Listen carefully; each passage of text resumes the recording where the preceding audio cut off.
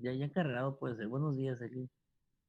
Este, pero no, normalmente no aprecio mucho esa música. ¿Por qué? Pues soy sangrón, así soy. Pero sí me las sé, las oí de niño. Yo creo que porque las oí de niño mucho, fíjate. Yo creo que por eso. Y ahí la razón.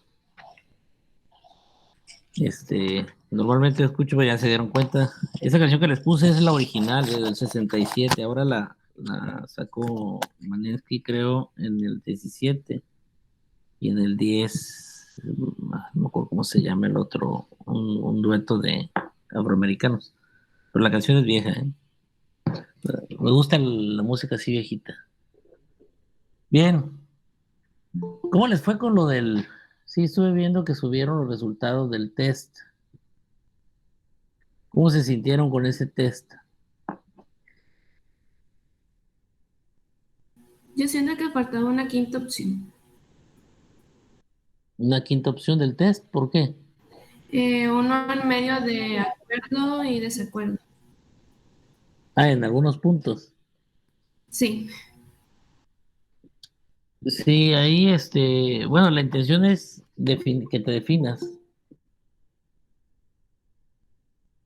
para poner lo que piensas, a ver. Ah, bueno, sí, de Bani, pero como el test tiene que medirlos, si te fijas en el cuadrante, ustedes, sí, pero yo creo que no cumpliría el test con el objeto de poder medir, que es lo que quiere el test, medir. Es decir, que lo que pasa es que los va a clasificar, los tiene que clasificar, si se dieron cuenta ustedes, entre cuatro posiciones, entre lo que viene siendo pensamiento autoritario o libertario, que son los extremos, que no es bueno nunca ser muy No, autoritario o muy libertario, y también pensamiento de izquierda y de derecha. profe, Mándeme. lo que no entendí yo por qué ponían a veces dichos, ¿Cómo? que había dichos en la encuesta así de repente en las preguntas te parecía un dicho. Pues así está No sé qué era, elaborada. ¿mande? Está elaborada precisamente para... Lo que pasa con los tests, perdón, es muy común que la gente pueda o quiera intentar engañarlos. Entonces los diseñan de tal forma, la gente que lo hace, obviamente, para poder medir lo que quiere medir, lo tiene que diseñar. eh, de hecho, ustedes debieron de haber visto eso cuando les dieron investigación de mercado el semestre pasado. Cuando uno les enseña a hacer encuestas o uno aprende a hacer encuestas, hay trucos para la redacción de las preguntas, para que pueda medir lo que tiene que medir la encuesta o el test o lo que estés desarrollando. El principal error a la hora de procesar la información se llama error de medición y es muy sencillo. Quiere decir que lo que estoy preguntando no mide lo que tiene que medir. Entonces, hay muchos trucos y muchas formas para hacer que las personas nos contesten lo que necesitamos nosotros que contesten, o sea, sacar la verdad de la persona. Hay trucos, perdón, matemáticos, estrategias. Eso, bueno, a mí me toca dar la investigación de mercado, de ahí lo vemos, ¿no? Cómo se hace esa parte. Bien, sí, así que por eso lo menciona, ¿eh? La intención es sacar realmente lo que usted piensa para poder, digamos, clasificarlo. Ahora, otra cosa importante ahí es que también normalmente hago que hagan este test al inicio de esta materia, al final de la materia, al inicio de finanzas internacionales y al final, para que se den cuenta ustedes cómo el pensamiento de uno va modificándose conforme uno va conociendo, porque ahorita ustedes no conocen tanto de teorías económicas que les permitan realmente tener una eh, idea clara de lo que se refiere a cada punto. De hecho, ayer les mandé un video, no sé si lo vieron, el video que recapitula todo lo que viene siendo la teoría económica, la historia del pensamiento económico. Les faltó nada más la escuela austríaca, porque al final dice que no hay una escuela. En realidad hay una escuela, se llama escuela austríaca, es de Mises, de Hayek. Ahí les faltó. Eh, en ese video, pero está actualmente, es una corriente muy fuerte, ¿no?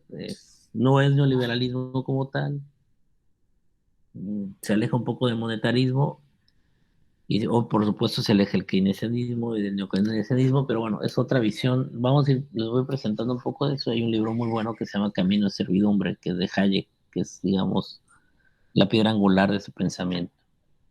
Y es muy interesante, pues, por cómo aborda las cosas. Es una lucha contra el estado de bienestar, que es otra idea, ¿no? Que surge y que también esa sí lo mencionan ahí. Eh, Ese pleito eterno entre los economistas, no ponemos de acuerdo en las ideas, pero vamos a empezar a caminar en eso, y a indagar y a conocer cada uno de los puntos. Bien, entonces se sintieron cómodos con el resultado que les dio. Vi en el grupo de ustedes, bueno, normalmente las generaciones actuales veo una tendencia. La tendencia es que son habitantes del cuadrante inferior izquierdo, en su mayoría. Pero en los grupos de ahorita, tanto ustedes como el otro, me sorprendieron porque veo resultados que se salen un poco del promedio. Quiere decir que estamos a lo mejor contemplando generacionalmente un alejamiento de ciertas ideas. Eso suena muy interesante. Veo mucha gente en centro. Centro, bueno, ya saben a qué me refiero, que esté casi cercano al cero. Antes era muy raro que hubiera gente en ese rumbo. Si tienen la duda, yo estoy ahí, justo ahí cerca del cero. Siempre salgo cerca del cero. Soy como muy centro. Normalmente sí se decantan más por la izquierda y libertarios, ¿no? De ese lado. Y eso explica muchos de los movimientos sociales y lo que ha sucedido hoy día, por ejemplo, en México. De ahí viene. Bueno, ok. ¿Vieron el video también que les mandé entonces? No dura ni 10 minutos, creo. 10 minutos, 11 dura. ¿Sí lo vieron o no?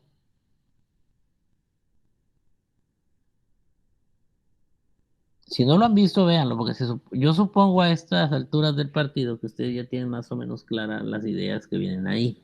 Con respecto a la economía, pues llevaron economía. De todas maneras, habrá algunos modelos que sí voy a tocar aquí, que vamos a platicar. Pero bueno, es importante que sepan eso, ¿no? Bien, pues vamos a empezar, si les parece. Los voy a llevar rapidito nada más a ver un concepto de San Salvatore. Ah, todo el mundo está aquí, ¿sí ve? Estamos en la misma, en el mismo libro. Sí, Smith, ventaja absoluta. Estamos aquí. Bueno, como lo vieron en el video, si lo vieron, si tuvieron chance o oportunidad de verlo ayer, am, la historia del pensamiento económico ya lo platicamos, surge con Smith. Fue el primero. Se le llama el padre de la economía y siempre aclaro eso, pero no porque la inventó, sino porque es el primer personaje, digamos, de la historia que se dedica a observar am, cómo es que se lleva la dinámica en los intercambios entre los países y entre las personas. Entonces, el primero que lo plasma en un libro. Aquí Salvatore le llama La riqueza de las naciones. El nombre del libro es El origen y naturaleza de la riqueza de las naciones. Ese es el nombre. De 1776. Fue el primer tratado que toca estos puntos y lo hace Smith como una observación al enfoque mercantilista del cual ya platicamos. ¿Se acuerdan ustedes? Que hablamos que el enfoque mercantilista nos decía que la riqueza se originaba o estaba en las mercancías porque me proveían de oro. De ahí surge una teoría que se llama teoría del superávit comercial, que nos incitaba a los países a vender porque obteníamos oro y a no comprar porque lo perdíamos, porque para ellos lo valioso estaba en el oro, en los metales preciosos. De hecho, los metales preciosos generaron en aquel tiempo, y también lo puedes ver en el video, el primer suceso de inflación en Europa. Porque cuando ahí empezamos a ver cómo los activos o cómo los metales preciosos presionan precisamente cuando hay abundancia de dinero, que ese era el dinero de entonces, eso presiona sobre los precios, entonces tiende al aumento de precios, por lo mismo. Un aumento de la masa monetaria genera una presión sobre los precios que termina en una inflación que ya hablamos que es el aumento generalizado de los precios en la economía. Así que eh, esa teoría recuerda mucho que dígame, ¿Es parecido el video que mandó usted al que acabo de mandar ahorita al grupo? Bueno, cuando tenga oportunidad de verlo. ¿cuál que mandé? A ver, perdón. Les mandé uno ayer, es ese el que estoy diciendo. Ah, tú mandaste uno ahorita, el de la bolsa, ese. Ajá. Ah, bueno, pero estás hablando de la bolsa de valores, ¿no? No sé, Noé lo subió. No, no lo he visto, lo voy a ver, pero sí, pero bolsa, no me voy a meter ahorita a hablar temas de bolsa porque eso es en finanzas. El próximo semestre vamos a entrar en esos temas. Esa es la parte irreal de la economía. Pero para poder conocer de fondo esto necesitamos primero entender la parte real, que es el comercio internacional. El video que yo les mandé es solo un resumen de la historia de la economía. Me gustó, está en caricatura, está sencillito, está fácil, rescata los puntos principales de las teorías. Y creo que a ustedes les puede servir de mucho entender eso, ¿no? Se supone que ya lo saben, pero por eso lo pongo ahí, les puse ahí en lo que lleva el mensajito, que yo asumo que ustedes ya saben eso, pero no está de más, pues que lo recuerden un poco y está muy bien explicado, me gustó. De hecho, lo compartí con algunas personas. Está ideal ese video para la gente que no es experta en economía. Sé que es algo neófita, les puede servir de mucho para entender el pensamiento de lo que la historia es este pensamiento económico que nos lleva a generar escenarios y plantear una serie de cosas, ¿no? Que de repente escapan a nuestra comprensión porque, bueno, no les dedicamos el tiempo o no es de nuestro interés, pero debería de serlo porque ya se han dado cuenta ustedes por lo que está pasando ahorita a nivel global, que es importante. Y lo que viene, lo que va a acontecer, porque vienen cosas muy interesantes, sobre todo a final de año. A como veo yo el panorama, creo que pueden venir cosas muy interesantes, finales de año, inicios del otro. Bueno, esperemos sean positivas, pero algo me hace sentir que no. Pero bueno, vamos a esperar a ver qué sucede. Bien, entonces, este enfoque mercantilista era basado en esta idea de que la riqueza está en los metales preciosos y el comercio. Ya hablamos también que el enfoque mercantilista o esta teoría del superávit comercial tenía un pequeño problema, que menospreciaba el valor de la mercadería, de la mercancía, de los commodities, los hacia un lado. Nosotros ya entendemos hoy día que la riqueza también está en lo que se compra. O sea, no quiere decir que pierdas riqueza cuando tú compras algo. De hecho, cuando tú compras algo es algo que tú necesitas para hacer o utilizarlo en otra cosa que genera también riqueza. Entonces, entendemos que los commodities o las mercancías son riqueza cosificada. Es decir, la riqueza se cosifica también, se hace cosa. Y ahí es donde Ricardo aparece para explicarnos el valor del trabajo sobre esos puntos. Pero bueno, lo vamos a ver un poquito más adelante hoy. Ahorita voy a nomás a precisar aquí algunos puntos sobre Smith y su ventaja absoluta, ¿no? La primera teoría que contribuye al comercio internacional, a la teoría del comercio internacional, es la ventaja absoluta, así se llama el término, ventaja absoluta. Y para Smith, lo que hacía en su libro era decir, ¿saben qué? Este enfoque mercantilista sobre el comercio no es lo más ideal. De hecho, Adam Smith estaba a favor del libre comercio como la mejor política para las naciones del mundo. Dice, no, al contrario, hay que fomentar un comercio libre entre las naciones porque eso nos permite incrementar niveles de bienestar y nos ayuda. Él lo menciona. También lo van a ver en el video, ya lo platiqué yo aquí en clase, pero se los vuelvo a recordar. Quien desarrolla la parte matemática, las gráficas, las ecuaciones, eh, quien utiliza la matemática como como un lenguaje para explicar todo lo que los clásicos decían en sus tratados, fueron los neoclásicos, que es un grupo de gente dedicada, o de economistas dedicados a querer explicar de manera clara lo que viene siendo estas ideas que montaron los clásicos. Los clásicos solo desarrollaron tratados.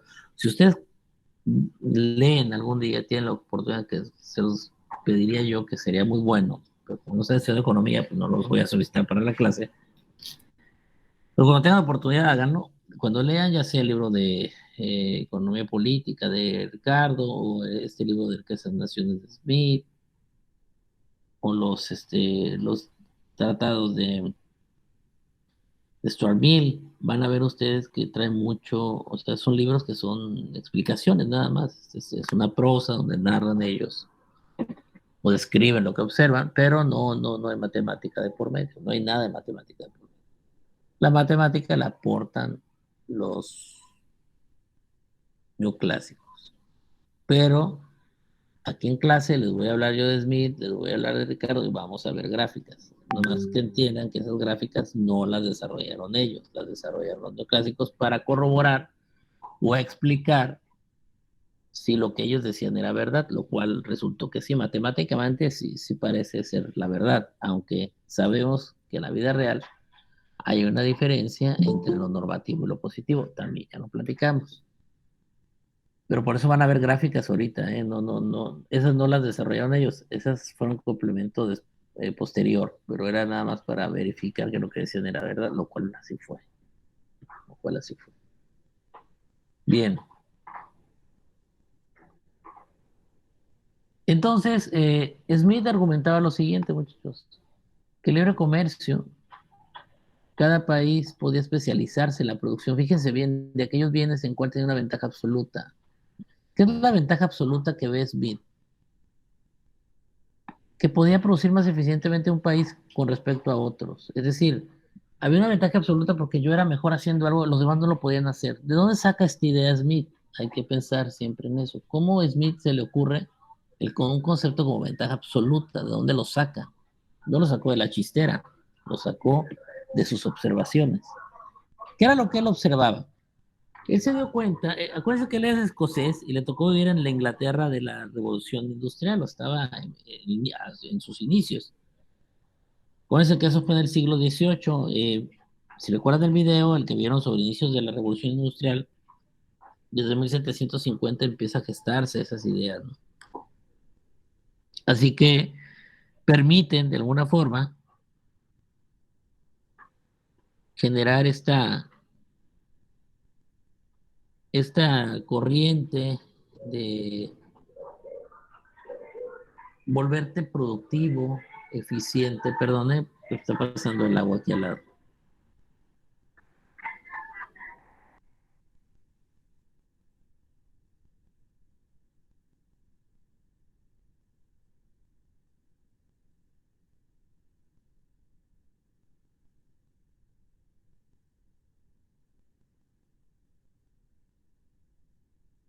Bien, no disculpa. Normalmente mi perro empieza a aullar, ahora no quiso aullar. Bueno. Bien, les decía, me estanteó eso. Entonces la ventaja absoluta viene siendo ese punto. Inglaterra podía fabricar bienes más eficientemente porque tenía maquinaria que había diseñado dentro de ese proceso de inicios de la revolución.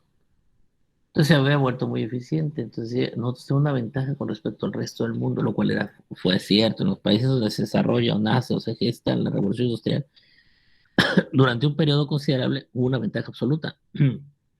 Ellos podían hacer algo que los demás no podían, o de manera más eficiente que otros no podían. Entonces dice Smith, el comercio se da por una ventaja absoluta. Yo, país que puedo hacer algo que los demás no, voy a vender eso. Y en cambio, voy a comprar aquellos bienes donde tengo una desventaja absoluta, es decir, que yo no puedo producir de manera eficiente. Entonces vendo lo que puedo producir eficientemente y compro lo que no puedo producir eficientemente. Los países, cada uno tiene una ventaja absoluta en algo. Y ahí surge un término que estuvimos viendo cuando hablábamos de la Organización Económica Internacional, ¿se acuerdan? Cuando vimos el cuadro de Dalí, la explicación de por qué cambiamos de paradigma y en ahorita estamos en el paradigma viejo, en el paradigma ortodoxo, que gestaba estos intercambios. Bueno, la base de ese paradigma sigue siendo vigente hasta el día de hoy. Es un término que se llama, perdone, permítanme.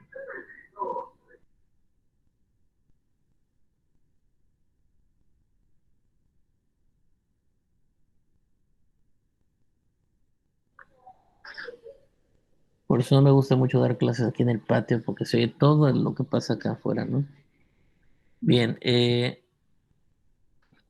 decía, entonces, el término que tenemos que, bueno, ya ahorita tenemos el de ventaja absoluta, pero otro término que hay que grabarse es este, muchachos. La especialización internacional de factores de producción. Es la especialización como clave. Él habla en el libro La especialización, pero en términos de comercio internacional, esa especialización que se da en la economía de manera nacional también se da a manera internacional. Es decir, cada quien se va a especializar en aquello que produce más eficientemente. Él se da cuenta, él observa en las relaciones internacionales de transacciones. Es evidente que la gente se está dedicando, se está enfocando a producir aquello en lo que son más eficientes.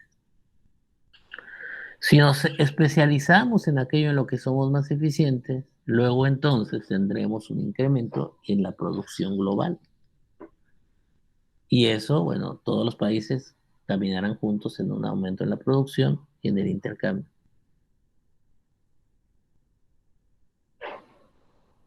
Así que, por lo tanto, él resume todo en un pensamiento muy sencillo, que un país que no es preciso, no es adecuado que un país genere expensas de otros, más bien que ambos se puedan beneficiar.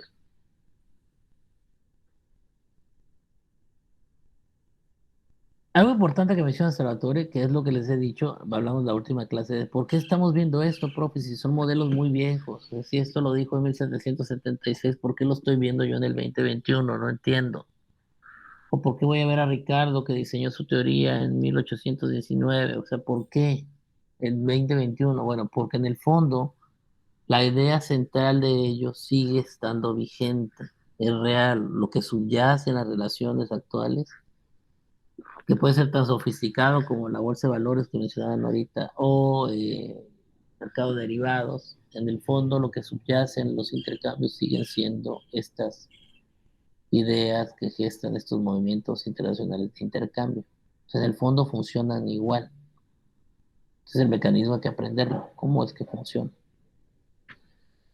La teoría de Smith, por lo tanto, con respecto a la ventaja comparativa, absoluta, perdón, muchachos, es correcta, no es incorrecta. El problema es esto, no va muy lejos. O sea, solo lo explica así como lo dije ahorita, de manera tan sencilla. Hasta ahí. Solo explica esa pequeña cuota del comercio internacional. Es como que muy contundente y muy... Es lo primero que esboza, pues, Smith sobre el comercio, porque el libro habla de más. El libro no solo habla de esto, el libro habla de toda la economía, entonces, en su conjunto, como la ve él. Y en este punto la acaricia la idea de la ventaja absoluta, la toca así, pero no profundiza, solo dice, ok, esto es la razón y es lo que explica él. Pero Ricardo, 40 años después, es quien explicará la parte importante del comercio mundial con su ley de la ventaja comparativa, que es precisamente lo que les pedí, si recuerdan ustedes, que leyera. ¿Alguien leyó el libro de Krugman en el capítulo 3? Esa es pregunta.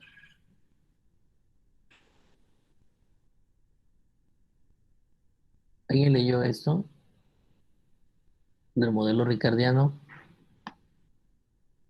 Muchachos, ¿alguien? Que diga yo, profe, yo lo leí. Yo lo empecé a leer, pero no lo he terminado. Muy bien, Rebeca. Y de lo que empezó a leer, ¿qué encontró interesante? Pues acerca de lo que ahorita nos está hablando, pues es algo similar de que cada país casi siempre se especifica producir algo porque es bueno produciendo eso y lo intercambia con otros países en los cuales les dan también bienes que ellos no pueden producir de mejor manera, que cada país pues se especializa.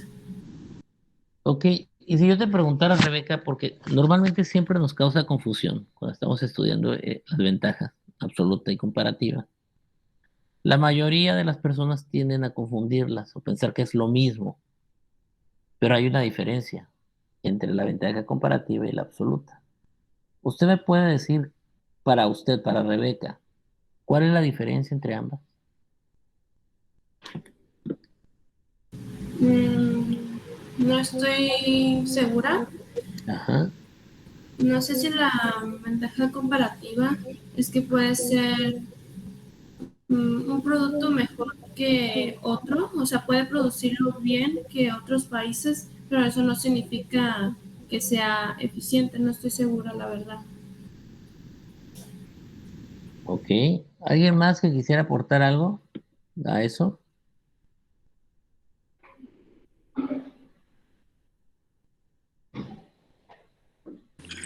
Yo me imagino que sería algo como que, no sé, Taiwán es mejor para producir ropa que Japón, pero no es mejor para producir, no sé, algún otro artículo que China. ¿No sería algo por el estilo así? ¿Cuál? ¿Pero cuál ventaja? ¿Cuál de las dos? Pues o sea, la absoluta es que, o sea, sea el mejor que todos los otros países.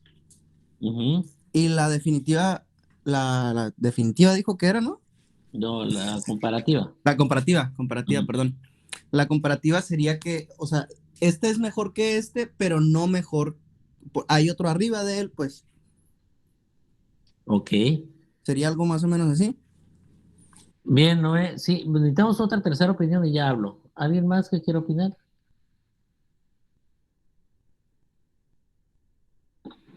¿Alguien? No se peleen nada más. ¿Alguien más que me quiera decir?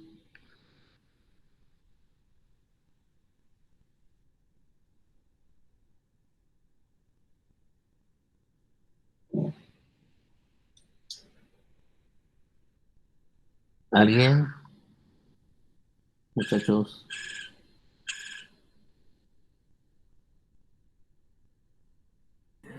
Profe, yo encontré que la ventaja comparativa era que una empresa o persona ponga todos los recursos para producir, pero producir menos, algo así.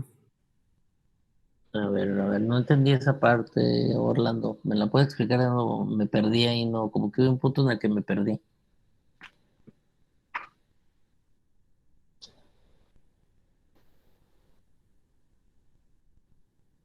¿Puede volver a explicarlo?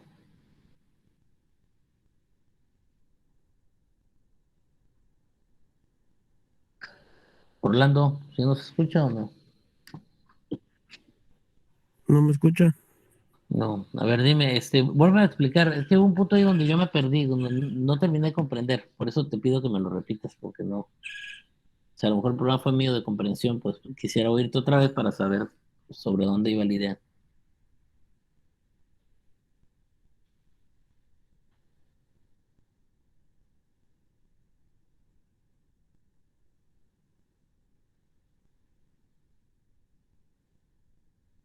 Bueno, ok, fíjense bien. La ventaja absoluta, como tal, lo que nos define Smith, el término absoluto digamos, le da la característica principal a esa ventaja. Es una ventaja que tú tienes sobre los demás. Y es tuya, te pertenece, es absoluta, por eso es absoluta. Algo pues, absoluto es algo que es en su totalidad. Entonces, esa ventaja la tenemos nosotros. Por eso les decía yo que se ve inspirado en la propia revolución industrial y los frutos de la misma que se iban gestando. Pero también aclaré ahorita, cuando hablaba de Smith y su ventaja absoluta, que el concepto que él maneja de ventaja, él acaricia la idea de esta ventaja que tiene un país con respecto a otro y que es la base del comercio. pero solo acaricia la superficie, no logra aterrizar la idea de por qué esa ventaja se genera. Lo deja en una ventaja de tipo absoluto. Lo que hace Ricardo es penetrar precisamente en la idea para comprender el por qué hay países que tienen ventaja y que no siempre una ventaja absoluta garantiza que exista un comercio, que hay otro término que es mucho más amplio que lo absoluto, que nos permite poder llevar a cabo eso. Bueno, los países participan en el comercio por dos razones básicas y ambas contribuyen a que obtengan ganancias del comercio. Fíjense bien, dice aquí Krugman. La primera, los países comercian porque son diferentes. Ese es el primer punto. Los países comercian porque son diferentes. Las naciones, como los individuos, pueden beneficiarse de sus diferencias mediante una relación en que cada uno hace o aporta aquello que hace relativamente, la palabra es relativo, si se fijan, ya aquí ya no hablamos de términos absolutos, sino hablamos de términos relativos, relativamente bien. Y en segundo lugar, los países comercian para conseguir economías de escala en la producción. Sí recuerdan lo que son las economías de escala de la producción, ¿verdad? ¿Sí recuerdan las economías de escala, muchachos, o no?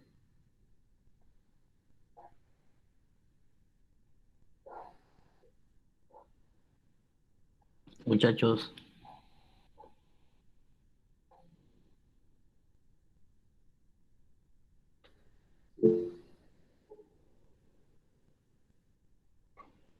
no, más o menos. A ver, Orlando, explíqueme.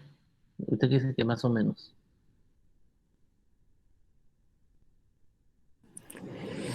No me acuerdo muy bien, profe, pero las economías de escala son,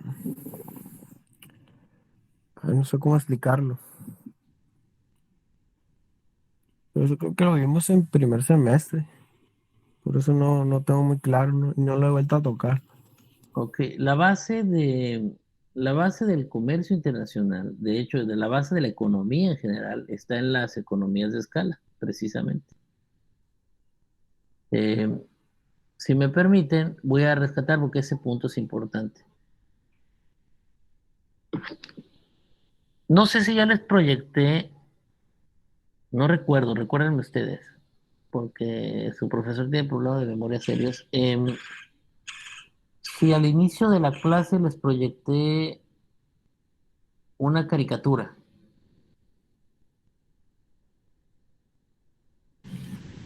Creo que no. sobre una caricatura de los 50, donde salía Silvestre y unos ratones o duendes. No. Bueno, les pongo el contexto. Eh, la clave para entender el comercio, si ahorita vieron los dos puntos centrales.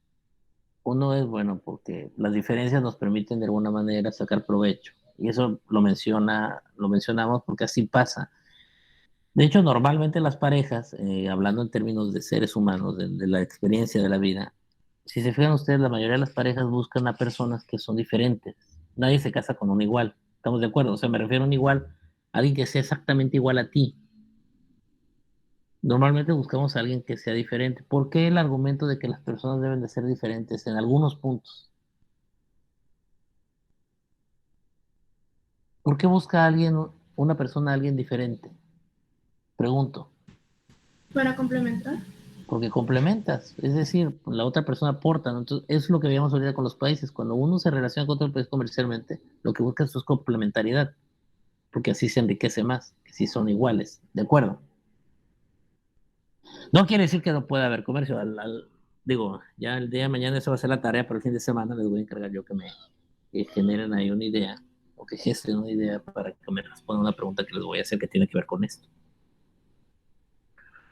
Entonces los países también buscan esa complementariedad. Ese es el primer punto, buscan una complementariedad. La segunda es generar economía de escala. Les digo que la base de la economía, ya sea micro o macro, es generar economías de escala, que es lo que permite obtener los beneficios.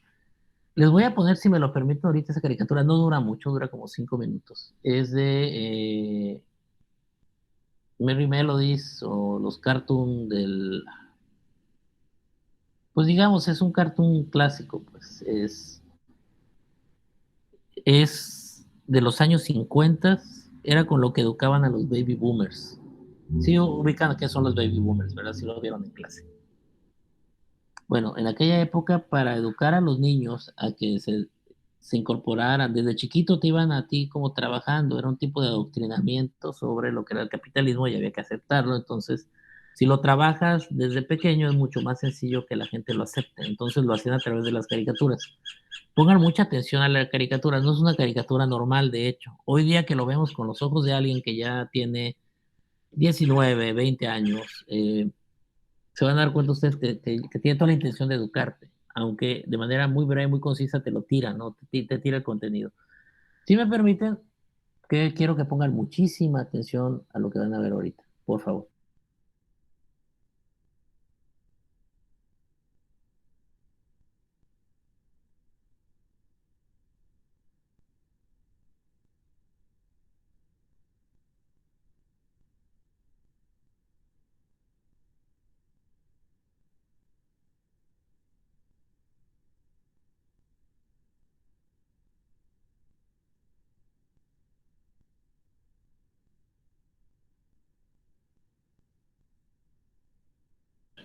Una disculpa, está tardando algo, pero déjenme ver si es mi conexión de internet. Efectivamente. Voy a mudarme a la más rápida, espérenme.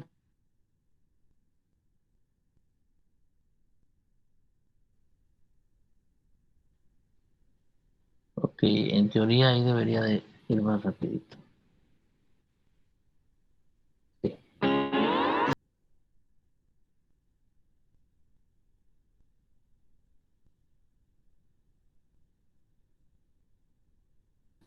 Bien, así era como en los 50 se educaban a los niños para irlos incorporando al sistema capitalista y para que fueran emprendedores o empresarios los que quisieran. Así como esa caricatura, hay un sinfín de caricaturas de esa época que dentro de la trama, si se fijan, va la inyección de conceptos y conocimientos de economía de esa forma. No sé si se habían percatado de eso alguna vez, los que tuvieron ocasión de ver ese tipo de caricaturas. Sé que su generación es menos que la mía sí fue creada literalmente con eso, porque aquí por lo menos en el estado se repetía y se repetía mucha esa información. Yo recuerdo esa caricatura cuando era niño, por eso la tengo presente, porque cuando me tocó en la universidad ver economías de escala, me resultó muy sencillo comprenderlo porque me acordaba de ese episodio. ¿Sí quedó claro entonces lo que es economía de escala? Es pregunta. Sí, ¿Sí? La economía de escala lo que busca entonces es, con las ganancias que generamos o que generan las empresas, que es lo que están buscando siempre generar ganancias, poder reinvertir parte de esas ganancias después de dividendos y de la ganancia particular o personal. Sobre todo en los primeros años no hay tanta ganancia particular del socio principal porque lo reinvierte casi todo en totalidad los primeros 3 a 5 años para que la empresa se consolide. A través de la maquinaria, porque lo que hace la maquinaria es generar un proceso que se llama generar costos decrecientes, como lo vieron ahí, que van bajando los costos, y eso también genera rendimientos crecientes. Eso es la economía de escala. Conforme va uno avanzando, va comprando nueva maquinaria y los costos siempre se van a ir haciendo decrecientes y los rendimientos crecientes. Aunque con el tiempo, la misma curva de costos y de rendimientos tienden a volverse o llegar a un punto en el cual tenemos que generar en el mercado nuevas alternativas. Ahí es donde aparece ya la mercadotecnia y las demás herramientas para intentar hacer que ese ciclo dure lo más posible. Lo explico rápido, déjenme ver. Siempre tengo problemas para usar aquí la pizarra. Déjenme ver si puedo abrir la pizarra y se lo explico rapidito.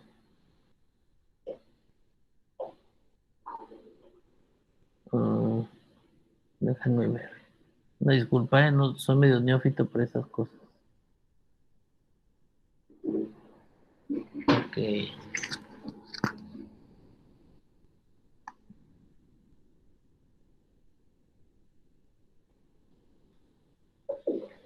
A ver, Cerdo.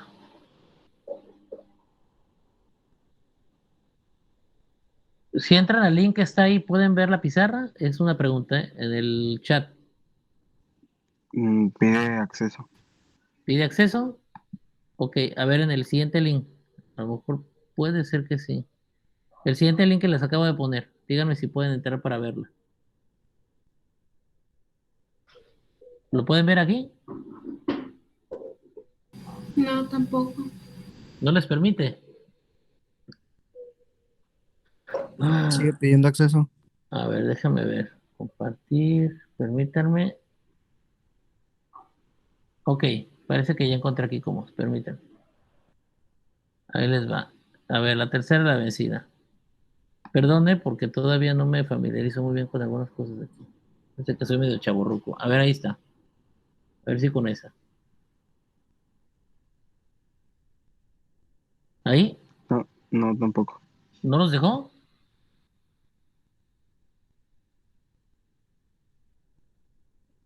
No me digan eso.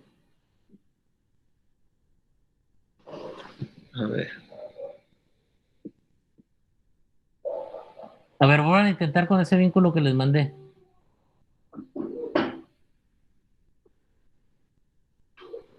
Ya entró alguien, no es hormiguero, dice. Ahora sí. ¿Ya pudieron? Ok,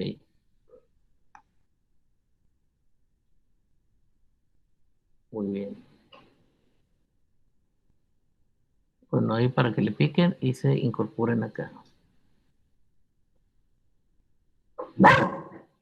Ay, perdón, voy a intentar hacer lo más derecho posible esto, pero una disculpa de antemano porque tengo pulso maraquero, pero ahí está. Bien. ¿Cuántos somos? Somos 8 y los demás. Incorpórense, por favor, para dar la explicación ahí. Es que se está descargando la aplicación. ¿No les llega directo el link? Pues a mí me pidió que descargara la aplicación Ok. y la estoy descargando. Muy bien. ¿Los demás tienen problema también con eso o no? Sí, profe, mi teléfono está algo lento. Bueno, espera un poco entonces. Es más para darles la explicación de eso que estoy diciendo. Si me pide descargarla, bueno, descárguenla. Ok, sí, descárguenla por favor, porque sí vamos a estarlo usando. Yo como estoy en lab, no sé, pues ahí entro directo, pero no sé en el otro caso.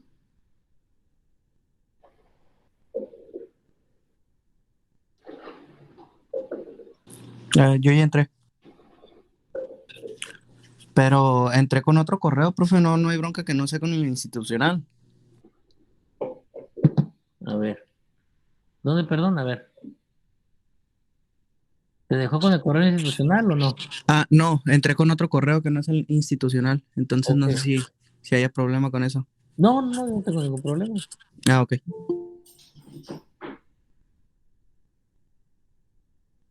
¿Todo el mundo está ahí? Bueno, vamos a dar paso entonces a eso, si les parece bien. O a 18. ¿Los demás están teniendo problemas?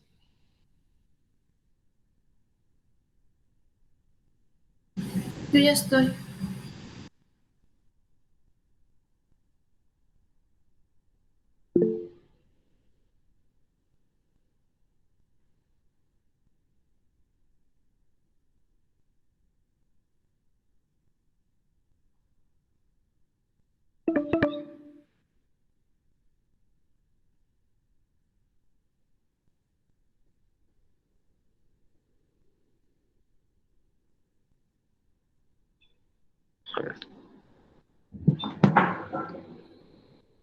Uy, ya nos va a cortar la llamada en 5 minutos. Bueno, si no a ver si alcanzamos.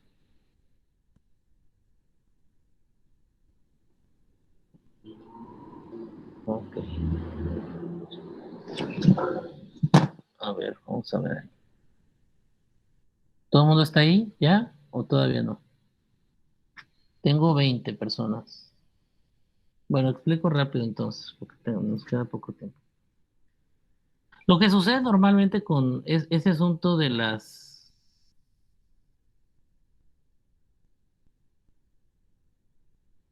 Imaginen que compran ustedes una maquinaria para producción. La maquinaria les da, por decir algo, si ustedes venden galones de leche, eh, tiene una vida útil esa maquinaria. Supongamos entonces que el punto máximo de utilización, si lo utilizan al 100, esa máquina les daría 100 galones de leche.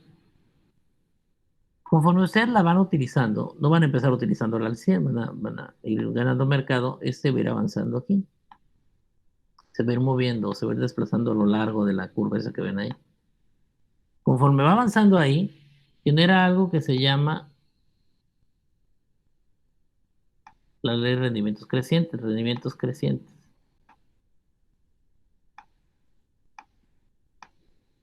Un incremento en los rendimientos producto de una disminución en los costos. A esto llamamos costos decrecientes. Entonces tenemos una relación ahí.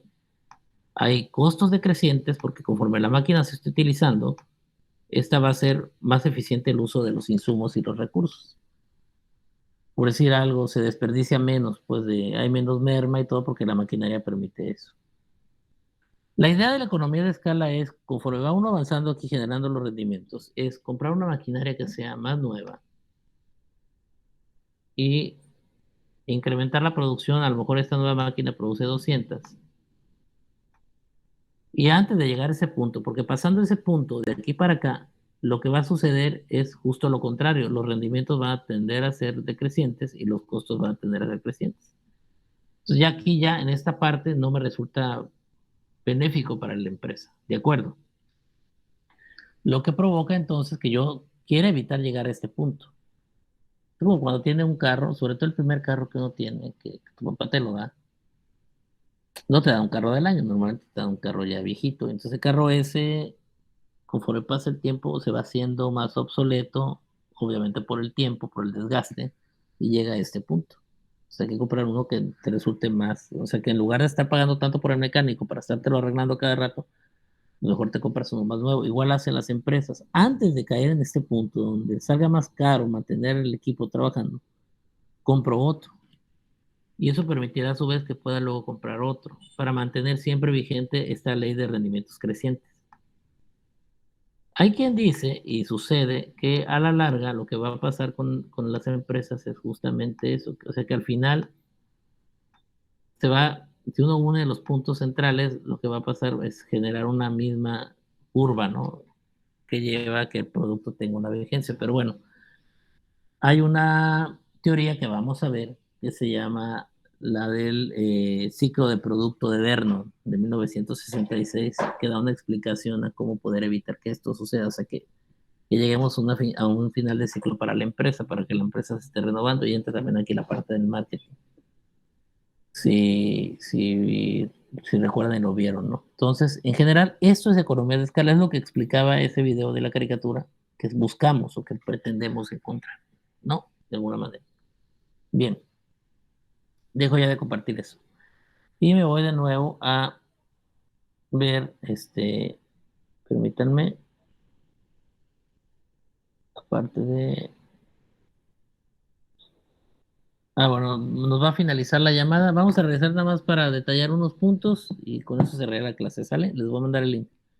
No habrá canción ni nada, va a ser directo a lo que está muy bien.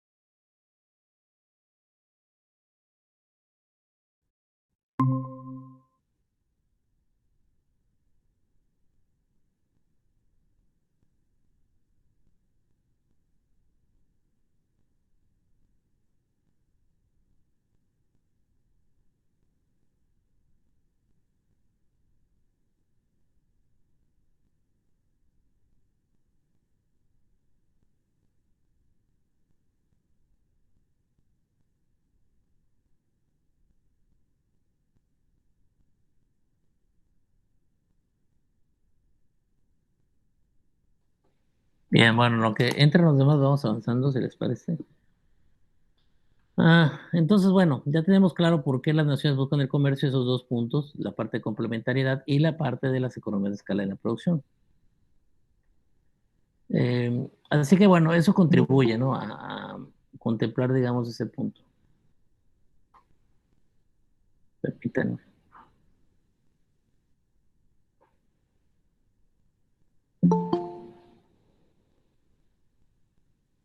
El texto de Krugman nos maneja, si recuerdan ustedes ahí, precisamente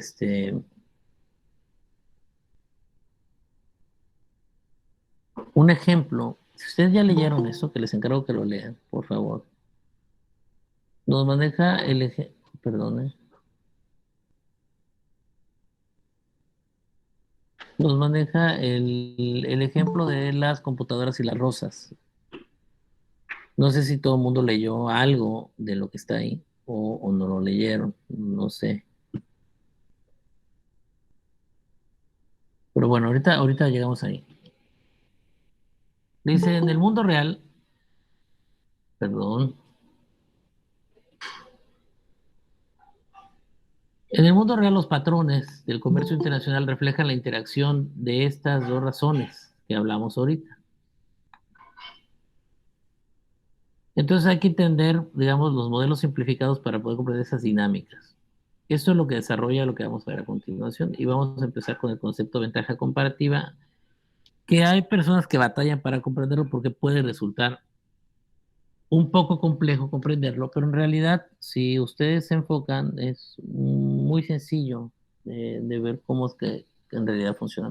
Empieza Krugman siempre, me gusta porque lo hace seguido, maneja ejemplos muy claros de cómo puede llevarse eso a cabo. Habla aquí que el día de San Valentín del 96 en New Hampshire había unas elecciones primarias el 20 de febrero y el candidato presidencial republicano Patrick Buchanan se paró en la floristería a comprar una docena de rosas para su esposa y aprovechó para hablar del discurso hablando en contra de las importaciones de flores de Estados Unidos y afirmó que estaban provocando que desaparecieran los cultivadores de flores americanos. Hay un concepto importante que hay que entender, porque hay muchos discursos en contra del libre comercio o del comercio internacional que dicen que no es bueno para los países porque castiga al productor local y una serie de argumentos de ese corte social. Lo han oído seguramente en México, lo han oído seguramente en el caso de Italia y en España. Es un discurso muy dado por los socialistas sobre todo, de que el libre comercio daña y perjudica a lo local. Y hay que entender que no, en el fondo no es así. Tenemos que ver las dinámicas que gestan al mismo y por qué no es que sea malo per se. Y bueno, sí es cierto, en el caso de las rosas, que hablaba el candidato presidencial en Estados Unidos en el 96, de que pues, hay una cuota que cubre cierta demanda, ¿no?, del mercado americano con importaciones. La pregunta que hay que hacer no es si cubre o no, o si se compran o no, es si es realmente malo esto, si es negativo. O sea, ¿es negativo realmente el comercio? ¿Es negativo eso? ¿En qué rubro es negativo? Ah, Krugman detalla este ejemplo por lo siguiente. Para Estados Unidos, en febrero, el clima de febrero es invernal. La rosa, digamos, no necesita clima muy frío para darse, al contrario. Entonces, para que los cultivadores de rosas americanos pudieran tener rosas, tienen que gastar mucho en invernaderos, mantener, digamos, cierta temperatura. O sea, les sale caro hacer rosas en Estados Unidos. O sea, de cultivar rosas. ¿Cómo cultiva rosas en un país que hace frío en ese momento? Bueno, va a salir caro porque todo lo que se utiliza para mantener la rosa, digamos, en condiciones óptimas, pues eleva el costo de la misma. O sea, ahorita lo vieron con el video. Se incrementa el costo y entonces incrementa el costo, obviamente eso repercute en el precio. Caso contrario de los países del hemisferio sur que están en verano, donde la rosa se puede dar de manera fácil durante febrero, durante el mes de febrero. Ahí, por lo tanto, no necesitan de ningún tipo de calefacción para mantener a la rosa activa, porque ya es verano. Entonces sale mucho más barato el precio final de la rosa porque los costos de mantener la rosa, cultivarla y de procesarla y todo, pues son menores. Por lo tanto, la rosa es más barata en el sur. Y aquí viene un concepto clave para entender este asunto de la ventaja comparativa de Ricardo. Y yo necesito destacarlo, se llama costo de oportunidad. El costo de oportunidad, yo tengo una definición mía que es muy coloquial, que es el costo de oportunidad es aquello que dejó de hacerse por hacer lo que se hizo. Es decir, cuando uno decide hacer algo, tomar la decisión de hacer algo, estás renunciando a hacer otra cosa. Tu costo de oportunidad es eso a lo que renuncias. Y aplica en todos los puntos importantes de la experiencia de vida del ser humano. Cuando ustedes deciden, por ejemplo, tomar una carrera en lugar de otra, el costo de oportunidad es la que no tomaron por tomar la que tomaron. Cuando ustedes deciden hacerle caso a un chavo o a una chava en lugar de a otro, el costo de oportunidad es el muchacho o muchacha que ustedes no escogieron. Si la decisión fue correcta o no, ya sea en escoger mi carrera, en escoger un novio o novia, o escoger un trabajo, si funcionó o no, el costo de oportunidad siempre va a ser aquello que no hice por hacer la decisión que tomé, y eso lo tengo que asumir. Uno asume los costos de oportunidad. Puede ser que el costo de oportunidad sea alto o no, no lo sabemos. Bueno, en el comercio el costo de oportunidad juega un papel preponderante porque, por ejemplo, ahorita que hablábamos de las rosas con Estados Unidos, por ejemplo, Estados Unidos es muy bueno para hacer computadoras, que es el caso que maneja aquí Krugman. Entonces, en lugar de gastar todo eso en hacer rosas, en cultivar rosas, que sale caro hacerlo en Estados Unidos, mejor que la gente se dedique a hacer PCs, en eso son buenos. El costo de oportunidad sería entonces, si dedico yo a mi gente a que se pongan a cultivar rosas en Estados Unidos, mi costo de oportunidad sería todas las PCs que no se hicieron. Por ejemplo, él pone aquí, el costo de oportunidad, es un ejemplo que él maneja, de esto sería 10 millones de rosas, o sea, si yo me dedico a hacer rosas, voy a tener 10 millones de rosas, pero para poder hacer esos 10 millones de rosas, dejé de producir 100,000 PCs. O a la inversa, si decido producir PCs, mi costo de oportunidad sería los 10 millones de rosas. O sea, siempre hay un costo de oportunidad por la decisión que tomo. La gran pregunta es, bueno, ¿por qué me decanto? ¿Qué es mejor hacer? ¿Producir rosas o producir PCs?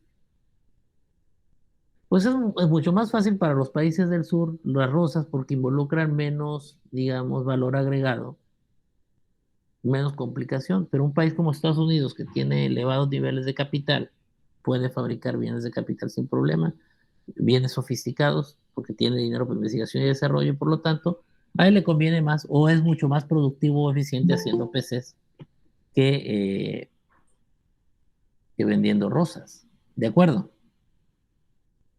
Entonces, dado ese punto, los países se decantarán precisamente a hacer una cosa u otra. Por ejemplo,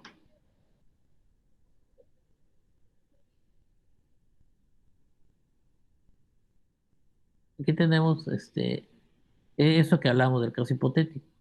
Estados Unidos puede dedicarse a hacer rosas, pues serían 10 millones. Si decide hacer PCs, le gana 100,000, ¿no?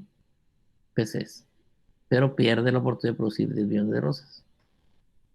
Pero si América del Sur lo hace, América del Sur puede producir 10 millones de rosas o 30,000 PCs.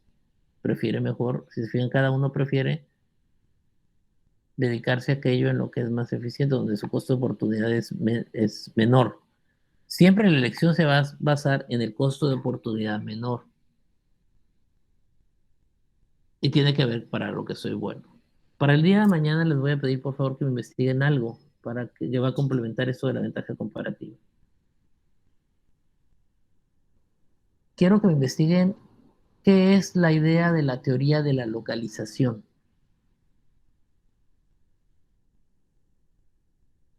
¿De acuerdo? Ya lo apuntaron, teoría de la localización. Y además me van a leer, por favor, para mañana, desde aquí, porque vamos a empezar a ver la cuestión gráfica y yo necesito que ustedes tengan claros algunos puntos. Van a leerlo. Puede ser que a lo mejor de entrada no entiendan algunos conceptos porque está así, mañana lo explicamos, pero necesito que lo vayan leyendo. ¿De acuerdo? ¿Va? Hasta aquí sí. Página 34. ¿Leer qué páginas? ¿32 o 34? De la, ahorita les digo, de la 31, no, de la 29 a la 34, por favor. 29 a la 34. Y me investigan, por favor, qué es la teoría de la localización, porque tiene que ver mucho con esta cuestión de la ventaja comparativa.